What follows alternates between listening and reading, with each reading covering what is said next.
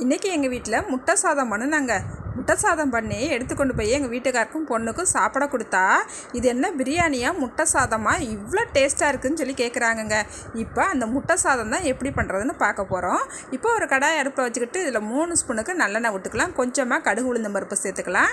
இது நல்லா பொரிஞ்சு வந்தால் பிறகு 5 பல்லாரி வெங்காயத்தை பொடிசாக கட் பண்ணிவிட்டு இதோட சேர்த்துக்கலாம். கொஞ்சம் கருவேப்பிலையும் ஒரு 5 சின்ன பச்சை மிளகாவையும் சேர்த்துட்டு வெங்காயம் கண்ணாடி பதம் வந்தால் பிறகு இதுக்கு தேவையான அளவு உப்பு சேர்த்துக்கலாங்க. 1 ஸ்பூன் இஞ்சி பூண்டு விழுது சேர்த்துட்டு நல்லா பச்சை வாசனை போகிற வரைக்கும் நல்லா வதக்கிக்கலாம். இப்போ 1/4 ஸ்பூன் மஞ்சத்தூள், 1 ஸ்பூனுக்கு வத்தப்பொடி, 1.5 ஸ்பூன் மல்லிப்பொடி, 1 ஸ்பூன் சீரகப்பொடி, 1/2 ஸ்பூனுக்கு கரம் மசாலா இதெல்லாம் சேர்த்துக்கலாங்க. சேர்த்துட்டு இதோட பச்சை வாசனை போகிற வரைக்கும் நல்லா வதக்கிக்கலாங்க. பாருங்கள், நல்லா வதக்கிக்கிட்டாச்சு. இப்போ இது கூடவே 6 முட்டையை நல்லா உடச்சி இதோட சேர்த்துக்கிறேங்க. உடச்சி ஊற்றி ஒரு 3-4 நிமிஷத்துக்கு நீங்கள் கலந்து விட்டுக்கிட்டே இருந்தீங்கன்னா இந்த மாதிரி பொழுன்னு சூப்பராக வந்துடுங்க. அதுக்கப்புறம் 1.25 ஸ்பூனுக்கு மிளகுத்தூளும் கொஞ்சம் மல்லிச்செடியும் தூவிட்டு நம்ம சாதம் பொழுன்னு வடித்து வச்சுருப்போம் இல்லையா, அந்த சாதத்தை இதில் சேர்த்துக்கலாங்க.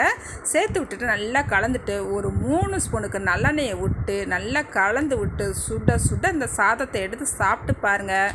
ஆஹா, சொர்க்கமே இதுதான் நினைப்பீங்க.